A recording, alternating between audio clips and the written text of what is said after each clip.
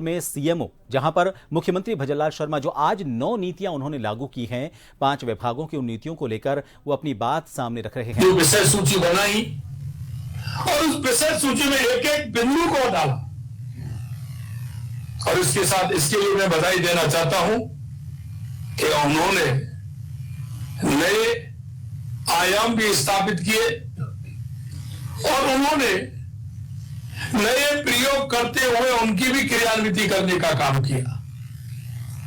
उसके बाद मैं धन्यवाद देना चाहता हूं मेरे प्रवासी राजस्थानी भाइयों को और उद्योगी भाइयों को कि उनका भी बहुत बड़ा सहयोग इस कार्यक्रम में रहा है, और इसलिए आने वाले 9, 10, 11 दिसंबर को राजस्थान का कार्यक्रम बहुत ही अच्छा होने वाला है, क्योंकि इसमें देश के यशस्वी प्रधानमंत्री नरेंद्र मोदी जी का,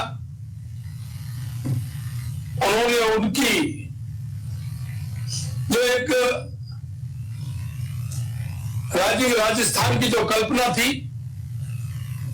उन्होंने विकसित भारत की कल्पना के आधार पर राजस्थान की जो कल्पना की, उसके आधार पर जो उनका सहयोग मिला, उनका समर्थन मिला, निश्चित रूप से मैं देश के यशस्वी प्रधानमंत्री नरेंद्र मोदी जी को भी मैं धन्यवाद देना चाहता हूं। मित्रों, कोई भी काम करने से पहले हमने कहा कि हम सभी के सुझाव मांगते हैं। हमने बजट के अंदर भी सभी, आपने देखा होगा, सभी को बुलाया इसी हॉल में, सभी के हमने सुझाव लिए और हमने राजस्थान में भी सुझाव लिए। हमने यही सुझाव नहीं लिए, हमने हमारे जो राजस्थान के हमारे आईएएस अधिकारी हैं जो दूसरे प्रांतों में हैं, उनकी भी हमने मीटिंग की, उनसे भी बीसी करके हमने कहा है कि आप भी अपने सुझाव बताइए, आपने अपने राज्य में किया होगा, उनके भी सुझाव मिले। हमने हमारे पूर्व के हमारे सीएस, एसीएस जो राजस्थान में जिन्होंने लंबे समय तक काम किया, उनके सुझाव भी लिए। हमने उद्यमियों के सुझाव भी लिए। हमारी टीम अधिकारियों की उत्तर प्रदेश, गुजरात, कई जगह हमारी टीम होकर के आई थी, वो भी सुझाव लेकर के आई थी। मैं धन्यवाद देना चाहता हूं उस टीम को कि जहां उनको जैसा कहा वो गए और उन्होंने इसको सफल बनाने के लिए बहुत बड़ी मेहनत की। मैं आपसे इतना कहना चाहता हूं, क्योंकि नीति होती है, नीतियों में उदारता हो, सरलीकरण हो, जिससे कि आने वाला व्यक्ति राजस्थान की नीतियों को और दूसरे राज्यों की नीतियों से तुलना करे तो उसका लगे कि राजस्थान एक अच्छा प्रदेश है। हमने उन सारी बातों को भी ध्यान में रखा है। आज खुशी का मौका है कि हम राजस्थान समिट की से पहले अनेक नीतियों का प्रस्तुत कर रहे हैं। ये नीति राजस्थान को देश का अग्रणी राज्य बनाने की दिशा में महत्वपूर्ण कदम है। ये नीतियां राज्य में निवेश को आकर्षित करने, उद्योग को बढ़ावा देने और रोजगार के अवसर प्रदान करने में अहम भूमिका निभाने वाली है। आज राजस्थान एमएसएमई नीति 2024, राजस्थान निर्यात संवर्धन नीति, राजस्थान एक जिला एक उत्पादन नीति 2024, एकीकृत क्लस्टर विकास योजना, राजस्थान एबीजीसी एक्सआर नीति 2024, राजस्थान पर्यटन इकाई नीति 2024, राजस्थान एकीकृत स्वच्छ ऊर्जा नीति 2024, राजस्थान खनिज नीति और राजस्थान एमसेन नीति 2024 जारी की गई है। मैं आपसे इतना कहना चाहता हूं, क्योंकि हमने जनता के बीच में जो बजट में इन नीतियों का वायदा किया था और इसे पूरा हम उस वायदे को भी कर रहे हैं, साथ ही ढेरों अन्य नीतियों पर तेजी से काम भी कर रहे हैं, उन्हें भी जल्दी हम पूरा कर जारी कर देंगे। और ये हमारी नीति दर्शाती है कि सिर्फ हम कहने के लिए नहीं, बल्कि हम करने में विश्वास करते हैं। आप देखेंगे, क्योंकि इस देश के अंदर आजादी से पहले हर गांव में उद्योग थे, उद्योग धंधे थे। छोटे छोटे उद्योग धंधों के माध्यम से हमारे गांव की और हमारे जिलों की, हमारे प्रदेश की आवश्यकताओं की पूर्ति होती थी। लेकिन उसके बाद में बड़े बड़े उद्योग आ गए। हमारे जो छोटे लघु उद्योग थे, वो लघु उद्योग हमारे धीरे धीरे समाप्त की स्थिति में पहुंच गए। और उनका कारण यह था कि आज जो हम स्किल में पैसा लगा रहे हैं, स्किल के हम बार बार कहते हैं अब स्किल का काम कर रहे हैं, क्योंकि वो उनके पास स्किल भी मिलती थी, पीढ़ी दर पीढ़ी उनको स्किल भी मिलती थी और वो अच्छा काम करते थे। आज भी वो काम हो रहा है, लेकिन उसकी मात्रा बहुत कम है। लेकिन हम सूक्ष्म और लघु एवं मध्यम उद्योग राजस्थान के औद्योगिक ढांचे की रीढ़ है। राजस्थान एमएसएमई नीति के माध्यम से इस क्षेत्र को राज्य के जीएसडीपी में करीब 25% का योगदान होता है। निश्चित रूप से ये अपनी बहुत बड़ी भूमिका निभाएगा। नई एमएसएमई नीति से प्रदेश के एमएसएमई को अनुकूल वातावरण मिलेगा, जिससे वे दुनिया के बाजार में कंपटीशन भी कर सकेंगे और उसके माध्यम से राजस्थान को एक अग्रणी राजस्थान बनाएंगे।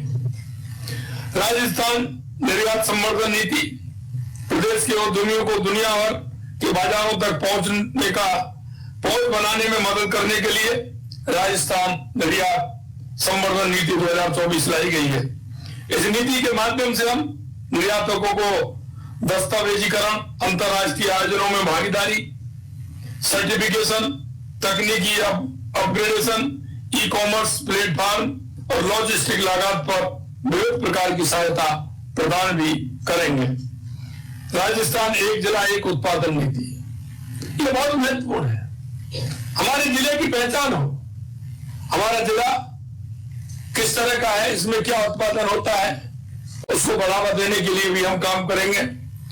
जिलों के विशिष्ट उत्पादों में शिल्प को बढ़ावा देने के लिए ओडीओपी नीति लाई गई है, जिसमें कारीगरों, शिल्पकारों, कृषकों और उत्पाद निर्माताओं की आय में जिससे वृद्धि होगी। इस नीति की मदद से ओडीओपी उत्पादकों के लिए एकीकृत बुनियादी ढांचे का विकास किया जाएगा और विभिन्न प्रकार की वित्तीय सहायता प्रदान की जाएगी। इसी तरह एकीकृत क्लस्टर विकास योजना राज्य में हस्तशिल्प, हथकरघा और एमएसएमई क्षेत्र की उत्पादक गुणवत्ता एवं कार्य क्षमता को बढ़ाकर उन्हें वैश्विक बाजार के अनुरूप विकसित करने के लिए एकीकृत क्लस्टर विकास योजना तैयार की गई है। इस नीति की क्रियान्विति से नए औद्योगिक क्लस्टर विकसित हो सकेंगे। ये पुराने क्लस्टरों को विकसित भी किया जाएगा, ये भी हम इसमें कर रहे हैं। राजस्थान एबीजीसी एक्सआर नीति animation, visual effect, gaming, comics और रियलिटी के क्षेत्र में, एक्सीडेंट रियलिटी के क्षेत्र में भी राजस्थान को अग्रणी बनाने के उद्देश्य से नई एबीजीसी एक्सआर नीति 2024 लाई जा रही है। ये नीति प्रदेश की स्थानीय प्रतिभाओं को प्रोत्साहित करेगी। इस क्षेत्र में नवाचार को बढ़ावा देने के लिए अटल इनोवेशन स्टूडियो एक्सलेट भी स्थापित किए जा रहे हैं, जिससे कि राजस्थान को नई ऊंचाइयां मिलेंगी। राजस्थान पर्यटन इकाई नीति राजस्थान का पर्यटन उद्योग राज्य की जीडीपी में महत्वपूर्ण योगदान देता है। 2027 तक भारतीय पर्यटन उद्योग का आकार लगभग 125 बिलियन डॉलर तक पहुंचने की उम्मीद है। इसी लक्ष्य को सामने रखकर हम राजस्थान के लिए नई पर्यटन इकाई नीति लेकर आए हैं। राजस्थान एकीकृत स्वच्छ ऊर्जा नीति 2024 आज राजस्थान सभी तरह की अच्छे ऊर्जा के उत्पादन में अग्रणी राज्य बन चुका है। हम गर्व से कह सकते हैं कि दुनिया का सबसे बड़ा सोलर पार्क भटला हमारे यहाँ है। हमारे राज्य में सौर ऊर्जा, पवन ऊर्जा की असीमित संभावना है। हमने ऊर्जा क्षेत्र में आते ही आपने देखा होगा 2,24,000 करोड़ रुपए के एमओयू किए थे और उनके जॉइंट वेंचर बनाने के लिए काम भी करना शुरू कर दिया है। हमने राइजिंग राजस्थान प्री समिट में ऊर्जा के क्षेत्र में 6.5 लाख करोड़ रुपए से अधिक के निवेश समझौते किए हैं, क्योंकि हमने राजस्थान की जनता से कहा है, किसानों से कहा है कि 2027 तक हम आपको दिन में बिजली देने का काम करेंगे। हमने ये भी कहा है कि 2027 तक हम बिजली के क्षेत्र में आत्मनिर्भर बन जाएंगे, और उस आत्मनिर्भर बनने के लिए ये कदम भी आवश्यक है।